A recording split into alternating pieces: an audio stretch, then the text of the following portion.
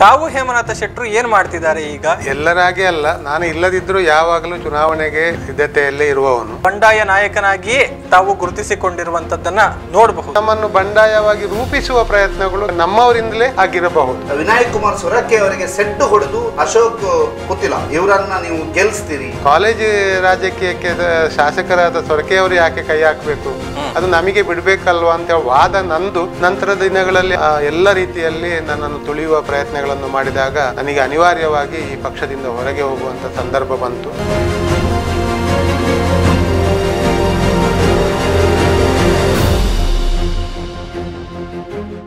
ಆವತ್ತು ತಾವು ಮಾಡಿದಂತಹ ಒಂದು ನಿರ್ಧಾರ, 94ರ ಚುನಾವಣೆಯಲ್ಲಿ ತಾವು ಸ್ಪರ್ಧೆ ಅಂತ ಮಾಡಿದ್ರಿ. ಆ ಚುನಾವಣೆಯಲ್ಲಿ ಸದಾನಂದ ಗೌಡರು ಗೆಲುವನ್ನು ಸಾಧಿಸಿದ್ರು. ಮುಂದಕ್ಕೆ ಅವರ ರಾಜಕೀಯ ಜೀವನ ಕೂಡ ಒಂದು ವಿಭಿನ್ನವಾದ ತಿರುವನ್ನು ಪಡೆದುಕೊಳ್ತಾ ಸಾಗಿತ್ತು. ಆ ಬಳಿಕ ಕಾಂಗ್ರೆಸ್ಗೆ ಗೆಲುವು ಅನ್ನೋದು ಬರಬೇಕಿದ್ರೆ ಪುತ್ತೂರು ವಿಧಾನಸಭಾ ಕ್ಷೇತ್ರದಲ್ಲಿ 21 ವರ್ಷಗಳೇ ಆಗಿ ಹೋಯಿತು. ಆ ಬಗ್ಗೆ ತಮಗೇನಾದರೂ ಗಿಲ್ಟ್ ಇದೆಯಾ? ಆವತ್ತಿನ ಒಂದು ನಿರ್ಧಾರ 21 ವರ್ಷ ಕಾಂಗ್ರೆಸ್ ಅನ್ನ ಇಲ್ಲಿ ಪುತ್ತೂರಿಂದ ಅಧಿಕಾರದಿಂದ ದೂರ ಇಡ್ತು ಅಂತ.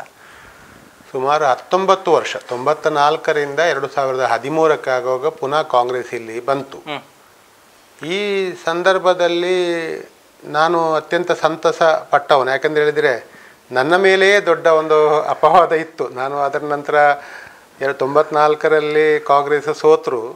ನನ್ನ ನಾಯಕತ್ವವನ್ನು ಗುರುತಿಸಿ, ನನ್ನ ಸಂಘಟನೆಯನ್ನು ಗುರುತಿಸಿ ಪಕ್ಷ ನನ್ನನ್ನು ಪುನಃ ಬ್ಲಾಕ್ ಕಾಂಗ್ರೆಸ್ ಅಧ್ಯಕ್ಷನಾಗಿ ಮಾಡಿದೆ ಅಂತೇಳಿ ನಾನು ತಿಳ್ಕೊಳ್ಬೇಕಾಗಿದೆ.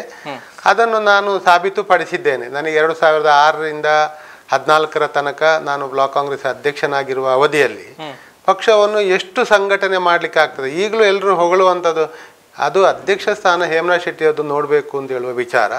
ಆಗ 13ರಲ್ಲಿ ಅಂದರೆ 19 ವರ್ಷಗಳ ನಂತರ ಶಕುಂತಲಾ ಶೆಟ್ಟಿಗೆ ಸೀಟು ಕೊಟ್ಟಾಗ ಅಥವಾ 8ರಲ್ಲಿ ಬೊಂಡಾಲನಿಗೆ ಸೀಟು ಕೊಟ್ಟಾಗಲೂ ನಾನು ಪಕ್ಷಕ್ಕಾಗಿ ಬಹಳ ತೊಡಗಿಸಿಕೊಂಡು ಕೆಲಸ ಮಾಡಿದ್ದೇನೆ. ಯಾಕೆಂತ ಹೇಳಿದರೆ ಗೆಲ್ಲಬೇಕು, ಒಮ್ಮೆ ನನ್ನ ಮೇಲಿದ್ದ ಅಪವಾದ ಹೋಗಬೇಕು ಅಂತೇಳಿ, ನಾನೇ ನಿಲ್ಲಬೇಕು ಅಥವಾ ನನ್ನ ಮೇಲಿನ ಒಂದು ಅಪವಾದ ಹೋಗಬೇಕು, ಪುನಃ ಕಾಂಗ್ರೆಸ್ಸನ್ನು ತರಬೇಕು ಅಂತೇಳಿ ನಾವು ಪ್ರಯತ್ನ ಪಟ್ಟು ಅದು 13ರಲ್ಲಿ ಸಾಬೀತಾಯಿತು. ಯಾಕಂದ್ರೆ ನಾನೇ ಬ್ಲಾಕ್ ಕಾಂಗ್ರೆಸ್ ಅಧ್ಯಕ್ಷ, ನಾನೇ ನಾಯಕ ಇಲ್ಲಿಯ.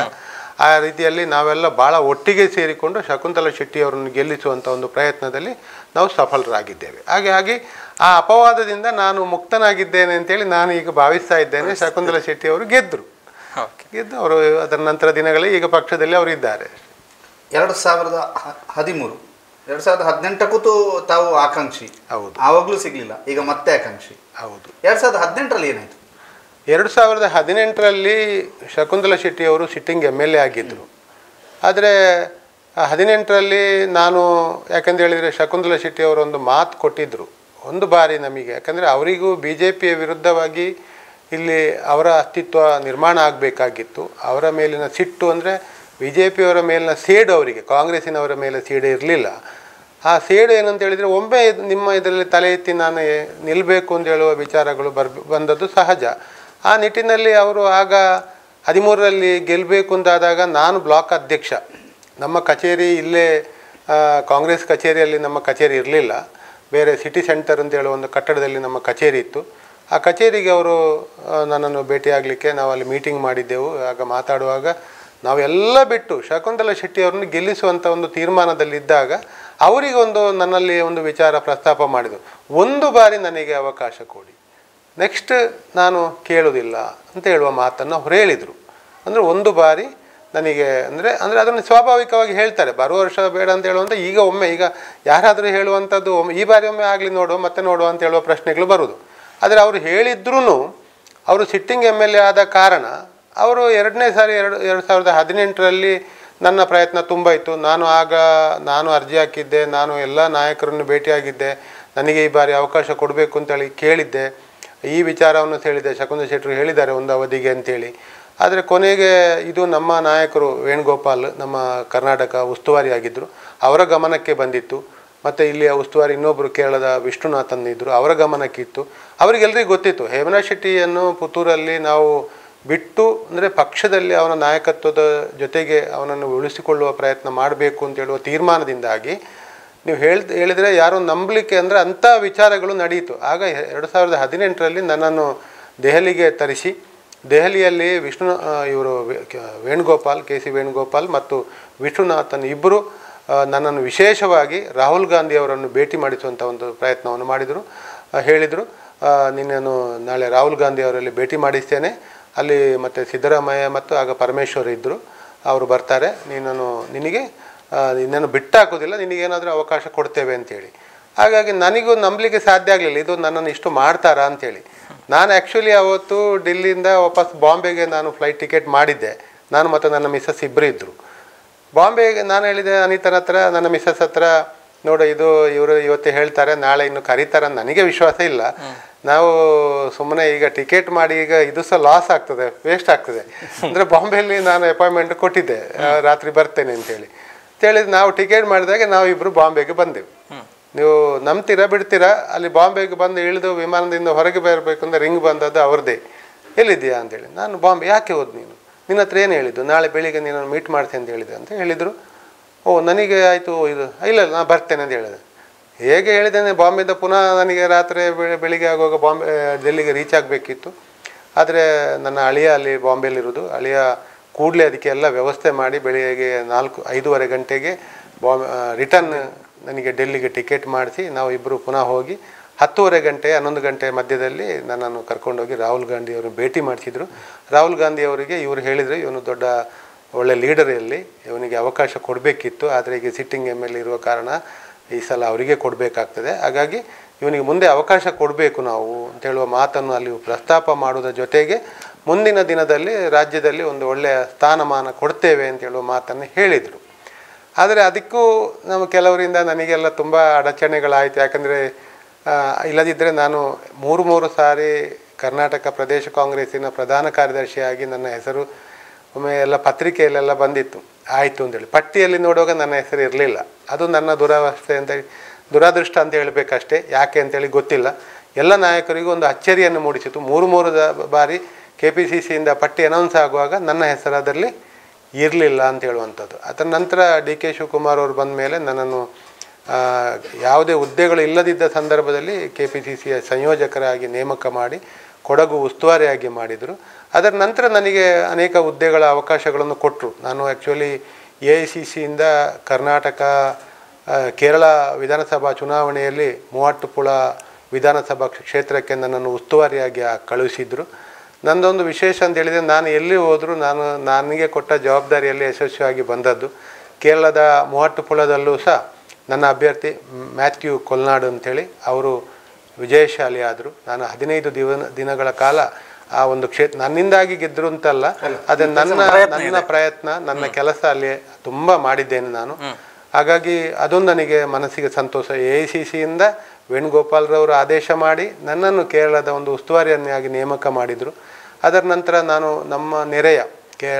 ನಮ್ಮ ಕರ್ನಾಟಕದ ನೆರೆಯ ಮಂಜೇಶ್ವರ ಮತ್ತು ಕಾಸರಗೋಡು ವಿಧಾನಸಭಾ ಕ್ಷೇತ್ರದಲ್ಲಿ ನಾನು ಪ್ರತಿ ವರ್ಷ ಕೆಲಸ ಮಾಡ್ತೇನೆ, ಪ್ರತಿ ಚುನಾವಣೆಯಲ್ಲಿ. ಅದೇ ಬಾರಿ ಈ ಸಲಿಯೂ ಸಹ ನಾನು ಇದರ ಮಧ್ಯದಲ್ಲಿ 2 ಸಲ ನಾನು ಮಂಜೇಶ್ವರ ಮತ್ತು ಕಾಸರಗೋಡು, ಅಲ್ಲಿ ನೆಲ್ಲಿಕುನ್ನು ಅಂತೇಳಿ ಕಾಸರಗೋಡು ಶಾಸಕರು ಮತ್ತು ಮಂಜೇಶ್ವರದಲ್ಲಿ AK ಅಶ್ರಫ್ ಅಂತೇಳಿ ಅವರ ಪರವಾಗಿ ಸಹ ಚುನಾವಣೆಯಲ್ಲಿ ಕೆಲಸ ಮಾಡಿ ಇವರೆಲ್ಲ ಗೆದ್ದದ್ದು ನನಗೆ ಅತ್ಯಂತ ಸಂತಸವನ್ನು ಕೊಟ್ಟಿದ್ದೇನೆ. ಹಾಗಾಗಿ ಪಕ್ಷ ನನ್ನ ಮೇಲೆ ನನಗೆ, ಅದಲ್ಲದೆ ನಿಮಗೆ ಗೊತ್ತಿದ್ದ ಪ್ರಕಾರ ನಿಮ್ಮ ಪತ್ರಿಕೆಯಲ್ಲೆಲ್ಲ ಬಂದಿದೆ, ಕರ್ನಾಟಕದ ಬೇರೆ ಬೇರೆ ಚುನಾವಣೆಗಳಲ್ಲಿ ನನ್ನನ್ನು ಉಸ್ತುವಾರಿಯಾಗಿ ಕಳುಹಿಸಿದಿರುವಂಥದ್ದು ಸಹ.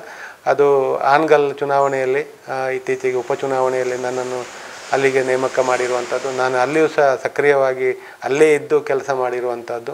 ಮತ್ತು ಉಪಚುನಾವಣೆ, ಶಿವಮೊಗ್ಗದ ಉಪಚುನಾವಣೆಯಲ್ಲಿಯೂ ಸಹ ನಾನು ಉಸ್ತುವಾರಿಯಾಗಿ ಅಲ್ಲಿಗೆ ಹೋಗಿರುವಂಥದ್ದು. ಹಾಗಾಗಿ ಮತ್ತು ಚಿಕ್ಕಮಗಳೂರು ಶೃಂಗೇರಿಯ ಉಸ್ತುವಾರಿಯಾಗಿ ಹೋಗಿದ್ದೆ. ಹಾಗೆ ಬೇರೆ ಬೇರೆ ಅವಕಾಶಗಳನ್ನು KPC ನನ್ನನ್ನು ತೊಡಗಿಸಿಕೊಳ್ಳಿ. ಯಾಕೆಂತ ಹೇಳಿದರೆ ಸಂಘಟನೆ ಇದೆ, ಒಬ್ಬ ನಾಯಕ ಅಂತೇಳಿ ಪಕ್ಷ ನನ್ನನ್ನು ಗುರುತಿಸಿದೆ ಅಂತ ಹೇಳುವ ಖುಷಿ ನನಗಿದೆ.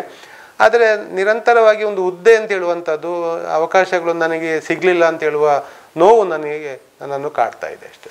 ಇತ್ತೀಚೆಗೆ ಈಗ ನೀವು ಹೇಳಿದ್ರಿ ಇತ್ತೀಚೆಗೆ ನನ್ನನ್ನು ಗುರುತಿಸಿದ್ದಾರೆ ಅಂತ, ಆದರೆ ಪ್ರತಿ ಬಾರಿಯೂ ನೀವು ಟಿಕೆಟ್ಗೆ ಆಕಾಂಕ್ಷಿಯಾಗಿದ್ರಿ, ನೀವೇ ಅನ್ನುವಂತಹ ಲೆವೆಲ್ಗೆ ಹೋಗ್ತಾ ಇತ್ತು. ಪುತ್ತೂರಿನಲ್ಲಿ ಮಾತುಕತೆ ಆಗ್ತಿತ್ತು, ಈ ಸಲ ಹೇಮಂತ್ ಶೆಟ್ಟಿ ಸಿಗುತ್ತೆ, ಹೇಮಂತ್ ಶೆಟ್ಟಿ ನಂಬರ್ 1 ಸ್ಥಾನದಲ್ಲಿದ್ದಾರೆ ಅಂತ. ಆದರೆ ಪ್ರತಿ ಸಲನೂ ಟಿಕೆಟ್ ಮಿಸ್ ಆಗ್ತಾ ಇತ್ತು.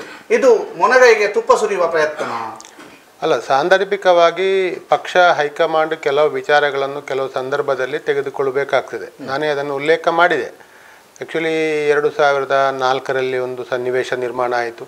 ಸುಧಾಕರ್ ಶೆಟ್ಟರು 2ನೇ ಬಾರಿಗೆ ನಿಲ್ಲುವಾಗಲೂ ನಾನು ಪಕ್ಷಕ್ಕೆ ಬಂದು ಸೀಟ್ ಕೇಳಿದ್ದೆ. ಆಗ ಕೊನೆಯ ಗಳಿಗೆಯಲ್ಲಿ ಆ ದಿನದ ಸಂದರ್ಭಕ್ಕೆ ಅನುಸಾರವಾಗಿ ನನಗೆ ಅವಕಾಶ ಪಕ್ಷಕ್ಕೆ ಕೊಡಲಿಕ್ಕೆ ಆಗಲಿಲ್ಲ. ಸುಧಾಕರ್ ಶೆಟ್ಟರಿಗೆ 2ನೇ ಬಾರಿಗೆ, ಯಾಕಂದರೆ ಅವರು ಒಳ್ಳೆ ನಾಯಕರು, ಅವರಿಗೆ ಇನ್ನೊಂದು ಅವಕಾಶ ಯಾಕೆ ಕೊಡಬಾರ್ದು, ಪಾಪ ಅನ್ಯಾಯ ಆಗಿದೆ ಅಂತೇಳಿ ಅವರಿಗೆ ಅವಕಾಶ ಕೊಟ್ಟಿತ್ತು. ಆಗ ನಾನು ಪುನಃ ರೆಬೆಲ್ ಆಗಿ ಹೋಗೋ ಪ್ರಯತ್ನ ಮಾಡಲಿಲ್ಲ, ಅವರ ಪರವಾಗಿ ಕೆಲಸ ಮಾಡಿದೆ. 2008ರಲ್ಲಿ ನನಗೆ 100ಕ್ಕೆ 100 ನನಗೆ ಅಂತ ಇತ್ತು. ಆಯಿತು, ದೆಹಲಿಗೆ ಹೋಗಿದ್ದೆ ನಾನು, ಇಲ್ಲಿ ಬಂದೆಲ್ಲ ಪ್ರಚಾರ ಆಗಿತ್ತು. ಈ ಸಲ ಹೇಮನಾಥ್ ಶೆಟ್ಟರಿಗೆ, ಯಾಕಂದರೆ ಸುಧಾಕರ್ ಶೆಟ್ಟರಿಗೆ 3ನೇ ಬಾರಿ ಕೊಡುವ ಪ್ರಶ್ನೆ ಇಲ್ಲ. ಆಗ ನಾಯಕನಾಗಿದ್ದವನು ನಾನು, ಬ್ಲಾಕ್ ಅಧ್ಯಕ್ಷನಾಗಿದ್ದವನು ನಾನು. ಆದರೆ ಕೊನೆಯ ಗಳಿಗೆಯಲ್ಲಿ ಬೊಂಡಾಲ ಜಗನ್ನಾಥ್ ಶೆಟ್ಟರಿಗೆ ಒಂದು ಅವಕಾಶ ಕೊಡಬೇಕಾಗಿತ್ತು. ಅವರು ಸುರತ್ಕಲ್ಲಿ ಸಹ ಬೇರೆ ಸ್ಪರ್ಧೆ ಮಾಡಲಿಕ್ಕೆ ಮತ್ತು ಹೈಕಮಾಂಡ್ ಮಟ್ಟದಲ್ಲಿ ಸ್ವಲ್ಪ ಪ್ರಭಾವವನ್ನು ಕೊನೆಯ ಗಳಿಗೆಯಲ್ಲಿ ಬೀರಿ ಅವರಿಗೆ ಅವಕಾಶ ಆಯಿತು. ಆಗ ನಾನು ಒಮ್ಮೆ ನಾವು ಪಕ್ಷದಿಂದ ವಿರುದ್ಧವಾಗಿ ಹೋದವರು ಅದರ ವಿರುದ್ಧ ಹೋಗಬಾರ್ದು, ಒಮ್ಮೆ ಚುನಾವಣೆ ಗೆಲ್ಲಿ ಅಂತೇಳಿ ಅವರ ಪರವಾಗಿ ಕೆಲಸ ಮಾಡಬೇಕಾಯಿತು. ಆಗ ಆ ರೀತಿ ವಂಚಿತ ಆಯಿತು. 13ರಲ್ಲಿ ಯಾಕೆಂತೇಳಿದರೆ ಶಕುಂತಲಾ ಶೆಟ್ಟಿಯವರು ಸ್ವಾಭಿಮಾನದಿಂದ ನಿಂತು ಕಾಂಗ್ರೆಸ್ಸಲ್ಲಿ ಯಾರನ್ನಾದ್ರೂ ಗೆಲ್ಲಿಸಬೇಕು ಅಂತ ಹೇಳುವ ಉದ್ದೇಶದಲ್ಲಿ 25,000 ಚುನಾವಣೆಯಲ್ಲಿ ಮತ ಪಡೆದಿದ್ದಾರೆ ಅಂತ ಹೇಳುವಂಥ ವಿಚಾರ ಅಲ್ಲಿ ಉಲ್ಲೇಖ ಆಗ್ತದೆ. ಅಂದರೆ ಆಗಿರುವಾಗ ಅವರು ಪ್ರಭಾವಿತ ಮಹಿಳೆ, ಅವರಿಗೆ ಕೊಟ್ಟರೆ ಗೆಲ್ಬೋದು ಅಂತ ಹೇಳುವ ದೃಷ್ಟಿಯಲ್ಲಿ 13ರಲ್ಲಿ ಆ ರೀತಿ ಆಯಿತು. 18ರಲ್ಲಿ ನಾನು ಹೇಳಿದೆ ಅವರು ಸಿಟ್ಟಿಂಗ್ MLA ಅಂತ ಅವರಿಗೆ ಕೊಡುವಂಥದ್ದು. ಹಾಗಾಗಿ ಈಗ ಪ್ರಸ್ತುತ ಯಾವ ಗೊಂದಲಗಳಿಲ್ಲ, ನನಗೆ ಒಂದು ರೀತಿಯ ಸುಗಮ ಆದಿ ಅಂತೇಳಿ ಅನಿಸ್ತಾ ಇದೆ. ಹಾಗಾಗಿ ಈ ಚುನಾವಣೆಯಲ್ಲಿ ನನಗೆ ಖಂಡಿತ ಅವಕಾಶಗಳು ಆಗ್ತದೆ, ಯಾವುದೇ ತೊಡಕುಗಳು ನನಗೆ ಕಂಡು ಬರುವುದಿಲ್ಲ. ಹಾಗಾಗಿ ಬಂದರೆ ನಾನು ಗೆಲ್ಲಲಿಕ್ಕೆ ನನ್ನಿಂದ ಎಲ್ಲ ಪ್ರಯತ್ನಗಳನ್ನು ನಾನು ಮಾಡಲಿಕ್ಕೆ ಸಿದ್ಧನಿದ್ದೇನೆ. ನೀವು ಸುಗಮ ಅಂತ ಹೇಳ್ತಿದ್ದೀರಿ. ನಿಮ್ಮ ಕ್ಷೇತ್ರದಿಂದ 13 ಜನ ಅಭ್ಯರ್ಥಿಗಳಿದ್ದಾರೆ, ಎಲ್ಲರೂ ಕೂಡ ತಮ್ಮನ್ನು ಸೇರಿ ಎಲ್ಲರೂ ಕೂಡ ಅರ್ಜಿ ಹಾಕಿದ್ದಾರೆ, ನನಗೆ ಬೇಕು ಅಂತ ಹೇಳ್ತಿದ್ದಾರೆ. ನಾವು ಒಂದು 2-3 ಜನ ಸಂದರ್ಶನ ಮಾಡಿದ್ದೀವಿ, ಅವರೆಲ್ಲ ನಾವೇ ಅಭ್ಯರ್ಥಿ ಅಂತ ಹೇಳ್ತಿದ್ದಾರೆ. ನಿಮ್ಮಲ್ಲಿ ಒಮ್ಮತ ಇಲ್ಲ ಅಂತ ಅಲ್ಲ, ಪಕ್ಷದಲ್ಲಿ ಈಗ ಪಕ್ಷದ ಹೈಕಮಾಂಡ್ KPCC ಈ ಬಾರಿ ಒಂದು ಇನ್ನೇ ಸಹ ಮಾಡಿದೆ. ಆದರೆ ಈ ಬಾರಿ ಇನ್ನೂ ಸಹ ಒಬ್ಬ ಅಭ್ಯರ್ಥಿ 2 ಲಕ್ಷ ರೂಪಾಯಿಗಳನ್ನು ಠೇವಣಿ ಇಟ್ಟು ಆಕಾಂಕ್ಷಿಯಾಗಿ ಅರ್ಜಿ ಸಲ್ಲಿಸಬೇಕು ಅಂತ ಹೇಳುವ ಅವಕಾಶವನ್ನು ಕೊಟ್ಟಿದೆ. ಹಾಗಿರುವಾಗ ಈ ಪಕ್ಷದ ನಾಯಕತ್ವ ಅಂತ ಹೇಳಿದರೆ ಹೇಗೆ ಅಂತ ಹೇಳಿದರೆ, ಅರ್ಜಿ ಸಲ್ಲಿಸಿದಾಗ ಅವರೊಬ್ಬರು ನಾಯಕರು, ಅವರು ಆ ಸಂಬಂಧಕ್ಕೆ ಸಂಬಂಧಪಡುವವರು, ಅಥವಾ ಅವರಲ್ಲಿ ಏನಾದರೂ ಒಂದು ವಿಚಾರಕ್ಕೆ ಸಂಬಂಧಪಟ್ಟು ಅವರು ಅರ್ಜಿ ಸಲ್ಲಿಸಿರುವಂಥದ್ದು ಸ್ವಾಭಾವಿಕ. ಅವರು ನಮ್ಮ ಪಕ್ಷದ ಎಲ್ಲರೂ ನಾಯಕರ, ಕಾರ್ಯಕರ್ತರ ಅಥವಾ ಪಕ್ಷದಲ್ಲಿ ತೊಡಗಿಸಿಕೊಂಡವರ ಇರ್ಬೋದು, ಅಥವಾ ಕೆಲವರು ಪುತ್ತೂರಿನವರೇ ಇಲ್ಲ, ಹೊರಗಿನವರು ಸಹ ಇದ್ದಾರೆ. ಹಾಗಾಗಿ ಪುತ್ತೂರನ್ನೇ ಟಾರ್ಗೆಟ್ ಮಾಡಿ ಎಲ್ಲರೂ ಅರ್ಜಿ ಸಲ್ಲಿಸಿದ್ದಾರೆ ಅಂತೇಳಿ ನನಗೆ ಭಾವಿಸ್ತಾ ಇದೆ. ಜಿಲ್ಲೆಯಲ್ಲಿ, ರಾಜ್ಯದಲ್ಲೇ ಹೆಚ್ಚು ಸಂಖ್ಯೆ ಅಂದರೆ ಬೇರೆ ಕಡೆ ಇದೆ, 21-26 ಅರ್ಜಿಗಳೆಲ್ಲ ಇದೆ. ಆದರೆ ಇಲ್ಲಿ ಈ ಜಿಲ್ಲೆಯಲ್ಲಿ 13 ಅರ್ಜಿಗಳಿರುವಂಥದ್ದು ಪುತ್ತೂರಿನಲ್ಲಿ ಮಾತ್ರ. ಪುತ್ತೂರಿನಲ್ಲಿ ಒಂದು ಕಡೆ ಅರ್ಜಿ ಹೆಚ್ಚು ಜನ ಹಾಕಲಿಕ್ಕೆ ಯಾಕೆ ಆಗ್ತದೆ ಅಂತ ಹೇಳಿದರೆ, ಯಾರು ಇಂದಿನ ಈಗ ಶಕುಂತಲಾ ಶೆಟ್ಟಿಯವರು ಸಹ ಈ ಬಾರಿ ಅವರಿಗೆ ಅವಕಾಶ ಇಲ್ಲ ಅಂತ ಹೇಳುವ ತೀರ್ಮಾನಗಳವರ ಮನಸ್ಸಿನಲ್ಲಿ ಇರುವಂಥದ್ದ, ಅಥವಾ ಓವರಾಲ್ ಎಲ್ಲ ಅಭ್ಯರ್ಥಿಗಳಿಗೆ ಯಾರೆಲ್ಲ ಈಗ ಆಕಾಂಕ್ಷಿಗಳಿದ್ದಾರೆ ಅವರೆಲ್ಲರಿಗೂ ಶಕುಂತಲಾ ಶೆಟ್ಟಿಯವರಿಗೆ ಈ ಬಾರಿ ಸಿಗಲಿಕ್ಕಿಲ್ಲ, ಹಾಗಾಗಿ ನಾವ್ಯಾಕೆ ಒಂದು ಪ್ರಯತ್ನ ಪಡಬಾರ್ದು ಅಂತೇಳಿ ಅವರೆಲ್ಲ ಅರ್ಜಿ ಸಲ್ಲಿಸಿರ್ಬೋದು ಅಂತೇಳಿ ನಾನು ಭಾವಿಸ್ತಾ ಇದ್ದೇನೆ. ಈಗ ಉಳ್ಳಾಳದಲ್ಲಿ ಯೂಟಿಗಾದರೂ ಒಬ್ಬರೇ ಆಗ್ತಾರೆ, ಯಾಕಂದರೆ ಅಲ್ಲಿ ಯಾರು ಹಾಕಿದರೂ ಪ್ರಯೋಜನ ಇಲ್ಲ, ಅವರು ಅಲ್ಲಿ ಸಿಟ್ಟಿಂಗ್ MLA. ಈಗ ಬಂಟ್ವಾಳದಲ್ಲಿ ರಮನಾಥ್ ರೈ ಇದ್ದಾರೆ, ಅವರು ಭಾಳ ಪ್ರಭಾವಿ ನಾಯಕರು, ಮಾಜಿ ಮಂತ್ರಿಗಳು, ಕ್ಷೇತ್ರದಲ್ಲಿ ಯಾವಾಗಲೂ ನಿರಂತರ ಸುತ್ತಾಡುವವರು. ಅವರಿಗೆ 1-2 ಮಾತ್ರ ಹಾಕಿದ್ದಾರೆ. ಅಂದರೆ ನೋಡುವ, ಪ್ರಯತ್ನ ಪಡುವ ಅಂತೇಳಿ. ಆದರೆ ಪುತ್ತೂರಲ್ಲಿ ಯಾಕೆ ಇಷ್ಟು ಜನ ಹಾಕಿದ್ದಾರೆ ಅಂತ ಹೇಳುವ ಪ್ರಶ್ನೆಗೆ ನಾನು ಹೇಳುವಂಥದ್ದು, ಅದರ ಮೇಲೆ ಶಕುಂತಲಾ ಶೆಟ್ಟಿಯವರೇ ಒಂದು ನಿಮ್ಮ ಇಂಟರ್ವ್ಯೂಯಲ್ಲಿ ಹೇಳ್ತಾರೆ, ಹೇಮನಾಥ್ ಶೆಟ್ಟಿ ಒಬ್ಬನನ್ನು ಬಿಟ್ಟು ಉಳಿದ 11 ಜನ ನಾವು ಜೊತೆಯಾಗಿ ಹೋಗಿ ಅರ್ಜಿ ಸಲ್ಲಿಸಿದ್ದು ಅಂತೇಳಿ. ಇದರ ಗೂಢ ಅರ್ಥ ನಮಗೆ ಯಾರಿಗೂ ಅರ್ಥವೇ ಆಗಲಿಲ್ಲ, ನಿಮಗೂ ಅರ್ಥ ಆಗಲಿಲ್ಲ ಅನ್ನಿಸ್ತಿದೆ ನನಗೆ. ನನಗೆ ಅರ್ಥ ಆಗಲಿಲ್ಲ. ಅಂದರೆ ನನ್ನನ್ನು ಒಬ್ಬನನ್ನು ಬಿಟ್ಟು ಉಳಿದವರೆಲ್ಲ ನಾವು ಒಟ್ಟಿಗೆ ಹೋಗಿ ಹಾಕಿದ್ದೇವೆ ಅಂತ. ಇದು ಒಟ್ಟಿಗೆ ಹೋಗಿದ್ದಲ್ಲ, 11 ಜನ ನನ್ನ ಹತ್ರ ಕೇಳಿ ಹಾಕಿದ್ದಾರೆ ಅಂತ ತಿಳಿಸಿದ್ದಾರೆ, ಅವರ ಗಮನಕ್ಕೆ ತಂದಿದ್ದಾರೆ. ಗಮನಕ್ಕೆ ತರಲಿಲ್ಲ. ಇಲ್ಲ, ನಾನು ಗಮನಕ್ಕೆ ತರುವ ಪ್ರಶ್ನೆಯಲ್ಲಿ ಬರುವುದಿಲ್ಲ. ಅಂದರೆ ನಾವು ಇದು ಅವರು ಹೇಳಿ ಕೊಡುವಂಥದ್ದಲ್ಲ. ಅಂದರೆ ಹಾಗಾಗಿ ಅವರು ಒಟ್ಟಿಗೆ, ಅಂದರೆ ಅವರ ಗಮನಕ್ಕೆ ತಂದು ಅವರಲ್ಲಿ ಕೇಳಿ ಅರ್ಜಿ ಸಲ್ಲಿಸಿದವರದು ಅಂತ ಹೇಳುವಂಥ ವಿಚಾರ ನನಗೆ ಅರ್ಥ ಆಗಲಿಲ್ಲ, ಅದು ಏನು ಅಂತೇಳಿ. ಯಾಕೆಂತ ಹೇಳಿದರೆ ಹಾಗೆ ಒಂದು ಉಂಟಾ ಅಂದರೆ, ಈಗ ನಾವು ನಮ್ಮ KPCC ಅಧ್ಯಕ್ಷರಲ್ಲಿ ಕೇಳಿ ಹಾಕುವುದು ಉಂಟು, ಯಾಕಂದರೆ ಅವರು ಸೀಟು ಕೊಡುವವರು, ಅಥವಾ ನಮ್ಮ ವಿಪಕ್ಷ ನಾಯಕರು ಅವರಲ್ಲಿ ಕೇಳ್ಬೋದು, ಹೈಕಮಾಂಡ್ನ ದೊಡ್ಡ ನಾಯಕರಲ್ಲಿ ಕೇಳಿ ಹಾಕ್ಬೋದು, ನಿಮ್ಮ ಒಪ್ಪಿಗೆ ಇದ್ದರೆ ನಾನು ಹಾಕ್ತೇನೆ ಅಂತೇಳಿ. ಈಗ ಶಕುಂತಲಾ ಶೆಟ್ಟರ್ ಹತ್ರ ನಾನು ಹೋಗಿ ಕೇಳಿದರೆ ಅವರು ಒಪ್ಪಿಕೊಳ್ತಾರಾ? ಅಂದರೆ ನೀನು ಹಾಕು, ತೊಂದರೆ ಇಲ್ಲ ಅಂತ ಹೇಳ್ತಾರಾ? ನೀನು ಹಾಕಬೇಡ ಅಂತ ಹೇಳ್ತಾರೆ, ನಿನಗೆ ಹಾಕಿದ್ರೆ ನಿನಗೆ ಕೊಟ್ಟರೆ ಅಂತ ಹೇಳುವ ಪ್ರಶ್ನೆ ಬರ್ಬೋದು. ಹಾಗಾಗಿ ಅದು ಅವರು ಯಾಕೆ ಹೇಳಿದರು ಅಂತೇಳಿ ನನಗೂ ಅರ್ಥ ಆಗಲಿಲ್ಲ. ಅವರು ಬಾಕಿದ್ದವ್ರ ಹತ್ರ ನಾವು ಈಗ ಸೌಹಾರ್ದತೆ ಮಾತಾಡುವಾಗ ಕೇಳಿದೆ, ನೀವೆಲ್ಲ ಅವ್ರ ಹತ್ರ ಕೇಳಿ ಹಾಕಿದ್ದಲ್ವಾ ಅಂತೇಳಿ. ಇಲ್ಲ, ನಾವು ಯಾಕೆ ಅವ್ರ ಹತ್ರ ಕೇಳಿ ಹಾಕೋದು ಅಂತ ಹೇಳುವ ಪ್ರಶ್ನೆಗಳು ಬಂದದ್ದು ಉಂಟು. ಅದಿರಲಿ, ಅದು ನಾನು ಅದಕ್ಕೆ ಅದು ಒಳ್ಳೆಯ ವಿಚಾರ. ಅವರಿಗೆ ಗೌರವ, ಅವ್ರ ಹಿರಿಯರು, ಆ ಗೌರವ ನಾನು ಕೊಡ್ತೇನೆ ಅವರಿಗೆ. ಆದರೆ ಅವರಲ್ಲಿ ಕೇಳಿ ಅರ್ಜಿ ಹಾಕುವಂಥ ಅವಕಾಶ ಬರುವುದಿಲ್ಲ ಅಂತ ಹೇಳುವಂಥದ್ದು. ಅಂದರೆ ಅವರು ಹಾಕದಿದ್ದರೆ ಅವ್ರ ಹತ್ರ ಕೇಳ್ಬೋದಿತ್ತು. ಅವರು ಅರ್ಜಿ ಹಾಕುವಾಗ ಅವ್ರ ಹತ್ರ ನಾವು ಕೇಳಿ ಹಾಕುವ ಪ್ರಶ್ನೆ ಬರ್ತದಾ ಅಂತೇಳಿ ನನ್ನ ಪ್ರಶ್ನೆ. ನಾನು ಅವರ ವಿರುದ್ಧವಾಗಿ ಹೇಳುವಂಥದ್ದಲ್ಲ. ಆದರೆ ಅವರು ನಿಮ್ಮ ಒಂದು ಇದರಲ್ಲಿ ಇಂಟರ್ವ್ಯೂಯಲ್ಲಿ ಹೇಳಿದರು, ಹೇಮರಾಜ್ ಶೆಟ್ಟಿ ಒಬ್ಬರನ್ನು ಬಿಟ್ಟು ಉಳಿದವರೆಲ್ಲ ನನ್ನನ್ನು ಕೇಳಿ ಅರ್ಜಿ ಹಾಕಿದ್ದಾರೆ ಅಂತೇಳಿ. ಅಂದರೆ ಟೀಮ್ ಮಾಡಲಿಕ್ಕೆ ಪ್ರಯತ್ನ ಪಟ್ಟರು ಅಂತ ಅನಿಸ್ಬೋದಾ? ಹಾಗೆಲ್ಲ ಅದಂದರೆ ಯಾವ ಉದ್ದೇಶದಲ್ಲಿ ಅವರು ಹೇಳಿದ್ದಾರೆ ಅಂತೇಳಿ ನನಗೆ ಅನಿಸಲಿಲ್ಲ ಅದು. ಅಂದರೆ ಅದರಲ್ಲಿ ಈಗ 2 ಬ್ಲಾಕ್ ಅಧ್ಯಕ್ಷರೂ ಇದ್ದಾರೆ, 2 ಜನ ಬ್ಲಾಕ್ ಅಧ್ಯಕ್ಷರು ಇದ್ದಾರೆ. ಅದಲ್ಲದೆ ಈಗ ಸುಳ್ಯ ವಿಧಾನಸಭಾ ಕ್ಷೇತ್ರಕ್ಕೆ ಒಳಪಟ್ಟಂಥ 4-5 ಜನ ಅಲ್ಲಿಯವರಿದ್ದಾರೆ, ಮಂಗಳೂರಿನವರು ಇದ್ದಾರೆ. ಇವ್ರ ಹತ್ರ ಕೇಳಿ ಅರ್ಜಿ ಹಾಕ್ತಾರೆ ಅಂತ ಹೇಳಿದರೆ ಅದರ ಅರ್ಥ ನನಗೆಲ್ಲ ಯಾರಿಗೂ ಅರ್ಥ ಆಗಲಿಲ್ಲ. ಈಗ ಯಾರಿಗಾದ್ರೂ ಅರ್ಥ ಆಗಿದ್ದರೆ ಅದನ್ನು ಯಾವ ರೀತಿ ಉಲ್ಲೇಖ ಮಾಡಬೇಕು ಅರ್ಥ ಆಗಲಿಲ್ಲ ಅಂತ ಹೇಳುವಂಥದ್ದು. ಹಾಗಾಗಿ ಅದು 35 ವರ್ಷದ ರಾಜಕೀಯದಲ್ಲಿ ನಿಮಗೆ ಅರ್ಥ ಆಗಲಿಲ್ಲ, ಖಂಡಿತ ಅರ್ಥ ಆಗಲಿಲ್ಲ. ಅಂದರೆ ಅದು ಏನು ಅಂತೇಳಿ ಅರ್ಥ ಆಗಲಿಲ್ಲ ಅಂತ ಹೇಳುವಂಥದ್ದು. ಕೆಲವು ವಿಚಾರಗಳು ಅದರಲ್ಲಿ ಹಾಗೇನಾ ಹೀಗೇನಾ ಅಂತೇಳಿ ಹೇಳ್ಬೋದು. ಆದರೆ ಅವರು ಯಾವ ಉದ್ದೇಶದಿಂದ ಹಾಗೆ ಹೇಳಿದ್ದಾರೆ ಅಂತೇಳಿ ನನಗೆ ಗೊತ್ತಿಲ್ಲ. ಅವರು ಮಾತಿನ ನಡುವೆ ಹೇಳ್ತಾರೆ, 11 ಜನ ಹತ್ರ ಕೇಳಿ ಹಾಕಿದ್ದಾರೆ, ಸೊ ನನಗೆ ಸಿಕ್ಕಿದ್ರೆ ಅವರೆಲ್ಲ ನನ್ನ ಹತ್ರ ಕೇಳಿ ಹಾಕಿದ್ದು ಅಂತ, ನನಗೆ ಸಿಗದಿದ್ದರೆ ಸಿಗ್ಬೋದು ಅನ್ನೋಂಥ ಆಸೆಯಲ್ಲಿ ಹಾಕಿರ್ಬೋದು. ಹೇಗೆ ಅದು? ಅಲ್ಲ, ಅದು ಅವರ ಮನಸ್ಥಿತಿ. ಈಗ ಒಂದು ವೇಳೆ ಅವರಿಗೂ ಕೊಟ್ಟರು, ನಾನು ಯಾಕೆ ನಮ್ಮ ಪಕ್ಷದ ವಿಚಾರಕ್ಕಾಗುವಾಗ ನಾನು ಈ ಮೊದಲು ಅವರಿಗೆ ಬೆಂಬಲಿಸಿದ್ದೇನೆ. ಆಗಿರುವಾಗ ಅದು ಮತ್ತಿನ ಪ್ರಶ್ನೆ. ಆದರೆ ಆ ಆಕಾಂಕ್ಷಿಯಾಗಿ ಅರ್ಜಿ ಹಾಕಬೇಕಾದ್ರೆ ಅವ್ರ ಹತ್ರ ಕೇಳುವಂಥ ಅವಶ್ಯಕತೆ ಬರುವುದಿಲ್ಲ ಅಂತ ಹೇಳುವಂಥದ್ದು. ಈಗ ನನಗೆ ಅವಕಾಶ ಕೊಟ್ಟರೆ ನಾನು ಮತ್ತೆ ಅವರಲ್ಲಿ ಖಂಡಿತ ಹೋಗ್ತೇನೆ, ಅವರ ಕಾಲು ಹಿಡ್ಕೊಳ್ತೇನೆ, ಅವರ ಆಶೀರ್ವಾದ ಬೇಡ್ತೇನೆ. ಅವರಂದರೆ ಇಲ್ಲಿ ಅವರಿಗೆ ನಾವು ಸಹಾಯ ಮಾಡಿದ್ದೇವೆ, ನಮ್ಮನ್ನು ಅವರು ಗೆಲ್ಲಿಸುವ ಪ್ರಯತ್ನಕ್ಕೆ ನಮಗೆ ಪೂರ್ಣ ಸಹಕಾರ ಮಾಡ್ತಾರೆ ಅಂತ ಭರವಸೆ ಇದೆ. ಆದರೆ ಅರ್ಜಿ ಹಾಕುವಾಗ ನಾನು ಅವ್ರ ಹತ್ರ ಕೇಳುವಂಥದ್ದು ಅದು ಅಷ್ಟು ಸೂಕ್ತ ಅಲ್ಲ. ಉಳಿದವರು ಕೇಳಿದ್ದಾರೆ ಅಂತೇಳಿ ನನಗೆ ಗೊತ್ತಿಲ್ಲ. ಓಕೆ, ಶಕುಂತಲಾ ಶೆಟ್ಟಿಯವರ ವಿಚಾರವೇ ಬಂದಾಗ, ಶಕುಂತಲಾ ಶೆಟ್ಟಿಯವರು ಅಂದರೆ ಕಳೆದ ಚುನಾವಣೆಯ ಸಂದರ್ಭದಲ್ಲಿ ತಮಗೆ ಒಂದು ಅವಕಾಶ ಅನ್ನುವಂಥ ಮಾತನ್ನು ಹೇಳಿದ್ರು ಅನ್ನುವಂಥ ಮಾತನ್ನು ತಾವೇ ಹೇಳಿದ್ರಿ. ಅದು ಒಂದಷ್ಟು ವಿವಾದಕ್ಕೂ ಕೂಡ ಕಾರಣ ಆಯಿತು, ಅಂದರೆ ಒಂದಷ್ಟು ಚರ್ಚೆಗೂ ಕೂಡ ಅದು ಆಸ್ಪದ ಆಯಿತು. ಅವರು ಹೇಳಿದ್ದು ಹೌದಾ? ಎಲ್ಲಿ ಹೇಳಿದ್ದು? ಯಾವ ಸಂದರ್ಭದಲ್ಲಿ ಹೇಳಿದ್ದು? ಅದರ ಬಗ್ಗೆ ನಾನು ಈಗಾಗಲೇ ಉಲ್ಲೇಖ ಮಾಡಿದೆ. ನಾನು ಕಾಂಗ್ರೆಸ್ ಕಚೇರಿ ಆಗ ಇರಲಿಲ್ಲ, ಅಂದರೆ ಅದು ಚಾಲ್ತಿಯಲ್ಲಿ ಇರಲಿಲ್ಲ. ನಾನು ಬೇರೆ ಕಚೇರಿ ಮಾಡಿದ್ದೆ ಚುನಾವಣೆಗೋಸ್ಕರ. ನಾನು ಆ ಬಾರಿ ಚುನಾವಣೆ ನಿಲ್ಲಲಿಕ್ಕೆ ಆ ಕಚೇರಿ ಕೆಲಸ ಮಾಡ್ತಾ ಇತ್ತು. ಇದೇ ಮಿಲಿಟರಿ ಹೋಟೆಲ್, ನಮ್ಮ GL ಈಗ ಹೊಸ ಕಾಂಪ್ಲೆಕ್ಸ್ನ ಎದುರಲ್ಲಿ ಸಿಟಿ ಸೆಂಟರ್ ಅಂತೇಳಿ ಒಂದು ಕಟ್ಟಡ ಇತ್ತು. ಅದರಲ್ಲಿ ಪ್ರಥಮ ಮಾಳಿಗೆಯಲ್ಲಿ ನಮ್ಮ ದೊಡ್ಡ ಕಚೇರಿ ಇತ್ತು. ಆ ಕಚೇರಿಯಲ್ಲಿ ಚುನಾವಣೆ ಕೆಲಸ ಕಾರ್ಯಗಳು, ಶಕುಂತಲಾ ಶೆಟ್ಟಿಯವರ ಕೆಲಸ ಕಾರ್ಯಗಳು ಅಲ್ಲೇ ನಾವು ಮಾಡಿದ್ದು ಚುನಾವಣೆ ಗೆಲ್ಲಿಸಲಿಕ್ಕೆ. ಆಗ ಕಚೇರಿಗೆ ಭೇಟಿ ನೀಡಿ ಎಲ್ಲ ತುಂಬ ಜನ ಇದ್ದರು. ಆಗ ಅವರಿಗೊಂದು ನನ್ನಲ್ಲಿ ಒಂದು ಭಯ ಇತ್ತು, ಇವನಿಗೆ ಅವಕಾಶ ಸಿಗಲಿಲ್ಲ ಅಂತೇಳಿ ಇವನೇನೋ ಒಂದು ತೊಂದರೆ ಮಾಡ್ತಾನ. ಅಂದರೆ ಹಿಂದಿನ ಮಾತುಗಳನ್ನೆಲ್ಲ ಕೇಳಿದ್ರು ಅವರು ಅಂತ ಕೇಳಿರ್ಬೋದು. ಅಂದರೆ ಹೇಮರಾಜ್ ಶೆಟ್ಟಿಯಲ್ಲಿ ಆದರೆ ಉಲ್ಟಾ ಹೊಡೆದ್ರೆ ಇಲ್ಲಿ ಕಷ್ಟ ಉಂಟು, ಅಷ್ಟು ಸುಲಭ ಇಲ್ಲ ಅಂತ ಹೇಳುವಂಥದ್ದು ಗೊತ್ತಿದೆ ಅವರಿಗೆ, ಗ್ಯಾರಂಟಿ. ಆಗಿರುವಾಗ ಆ ವಿಚಾರಕ್ಕೆ ಸಂಬಂಧಪಟ್ಟು ಅವರಾಗೆ, ನಾನು ಅವ್ರ ಹತ್ರ ನಿಮಗೆ ಈ ಬಾರಿ ಮಾತ್ರ ಅಂತ ಹಾಗೆ ಕೇಳುವ ಪ್ರಶ್ನೆ ಬರುವುದಿಲ್ಲ. ಅವರಾಗೆ ಹೇಳಿದರು, ನನಗೆ ಒಂದು ಬಾರಿ ಅವಕಾಶ ಮಾಡಿಕೊಡ್ಬೇಕು, ಮತ್ತೆ ನಾನು ಬಿಡ್ತೇನೆ ಅಂತ ಹೇಳುವಂಥದ್ದು. ಈಗ ಮೊನ್ನೆ ಹೇಳುವಾಗ ಅವರು ಹೇಳ್ತಾರೆ ನಾನು ಬಸ್ಸಿನ ಟಿಕೆಟ ಮತ್ತೊಂದು ಅದೆಲ್ಲ, ಅದು ನಾನು ಅದರ ಬಗ್ಗೆ ನಾನು ಉಲ್ಲೇಖ ಮಾಡೋದಿಲ್ಲ. ಆದರೆ ಅವರು ಆವತ್ತು ಹೇಳಿದ್ದು ಮಾತ್ರ 100ಕ್ಕೆ 100 ಸತ್ಯ. 2013ರಲ್ಲಿ 18ರಲ್ಲಿ ಅಲ್ಲ, ಮತ್ತೆ 18ರಲ್ಲಿ ನೀವು ಅವರು ಇಲ್ಲ, ಆ ಮಾತುಕತೆ ಬಂತು, ಆ ವಿಚಾರಗಳಾಯಿತು. ಇಲ್ಲಿಗೆ ವೀಕ್ಷಕರು ಬರುವಾಗಲೂ ನಾನು ಅದನ್ನು ಉಲ್ಲೇಖ ಮಾಡಿದ್ದೆ. ಅವರು ಹೇಳಿದ್ದಾರೆ ಒಂದು ಅವಧಿಗೆ ಮಾತ್ರ ಅಂತೇಳಿ.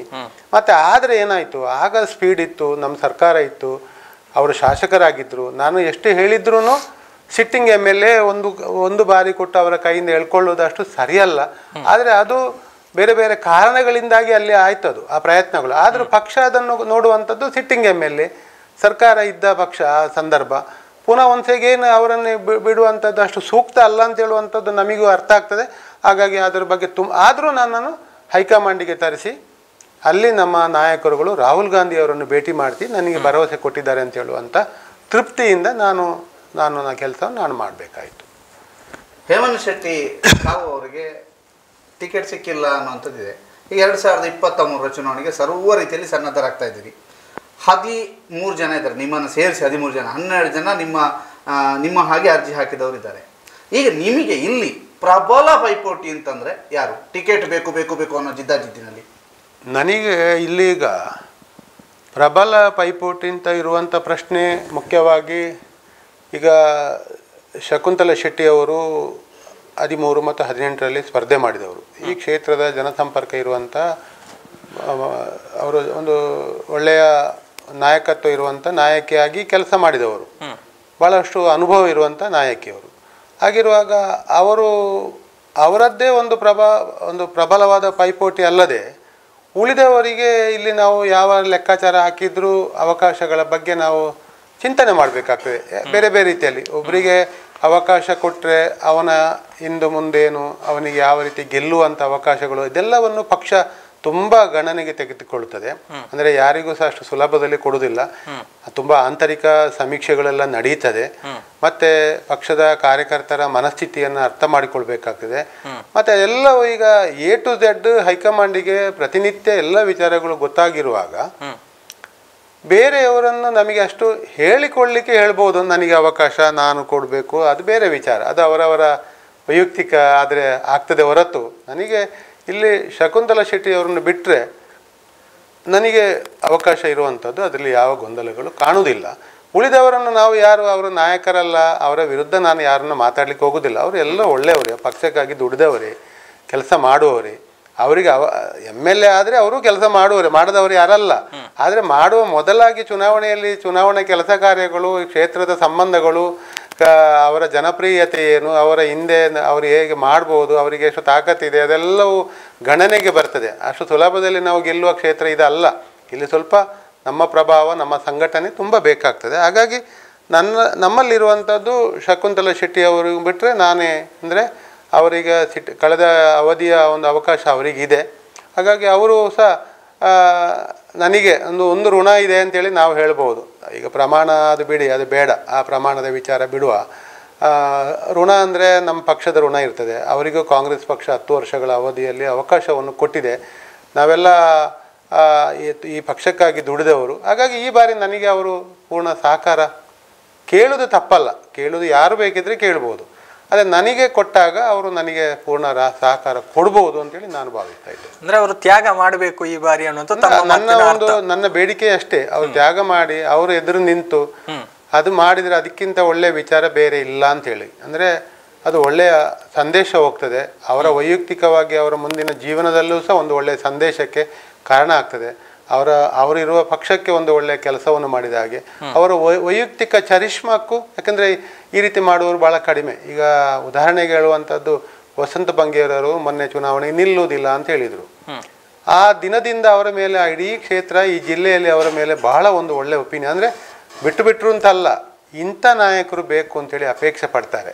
ಅಂದರೆ ಜನ ಇಲ್ಲದಿದ್ದರೆ ನಾವು ಸಾಯುವ ತನಕ ನಾನೇ, ಇನ್ನು ಯಾರು ಬರೋದಿಲ್ಲ ಅಂತೇಳಿ ನಾವು ಹೇಳ್ತಾ ಹೋದರೆ ಅದು ಜನ ಒಪ್ಪುವುದಿಲ್ಲ ಅಂತ ಹೇಳುವಂಥದ್ದನ್ನ ಅರ್ಥ ಮಾಡಿಕೊಳ್ಬೇಕು. ನಮಗೆ ಕೆಲಸ ಮಾಡಲಿಕ್ಕೆ ಸಾಧ್ಯ ಉಂಟಾ, ನನಗೆ ಸಂಘಟನೆ ಮಾಡಲಿಕ್ಕೆ, ಸಾರ್ವಜನಿಕವಾಗಿ ನಿರಂತರವಾಗಿ ತೊಡಗಿಸಿಕೊಳ್ಳಲಿಕ್ಕೆ ಸಾಧ್ಯ ಉಂಟಾ ಅಂಥೇಳಿ ನಮ್ಮ ಮನಸ್ಥಿತಿ ನಮಗೆ ಇಲ್ಲ, ಇನ್ನು ನಿನಗೆ ಬೇಡ ಅಂತ ಹೇಳಿದಾಗ ನಾವು ಹಿಂದೆ ನಿಲ್ಲುವುದು ಬಿಟ್ಟು ನಾವು ಇಲ್ಲ ನನಗೆ ಸಾಯುವ ತನಕ, ಕೆಲವರು ಇದ್ದಾರಲ್ಲ ರಾಜ್ಯ ಮಟ್ಟದಲ್ಲಿ ಎಷ್ಟೋ ಜನ ಇದ್ದಾರೆ.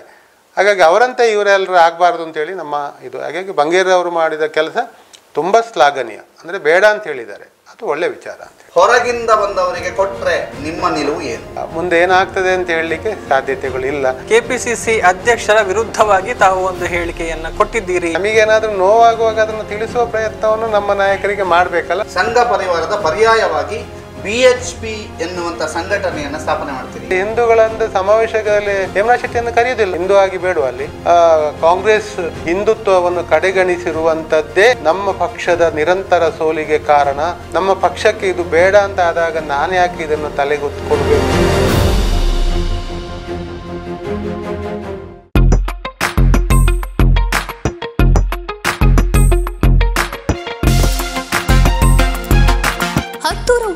ನಾಡಿಗೆ ಕಾಲಿಟ್ಟಿದೆ ಕಾಟನ್ ಕಿಂಗ್. ಬೇಸಿಗೆಯ ಬಿಸಿಗೆ ದೇಹವನ್ನ ಕೂಲ್ ಆಗಿರಿಸುವ ಕಾಟನ್ ಬಟ್ಟೆಗಳು ಇದೀಗ ನಿಮ್ಮೂರಿನಲ್ಲಿ.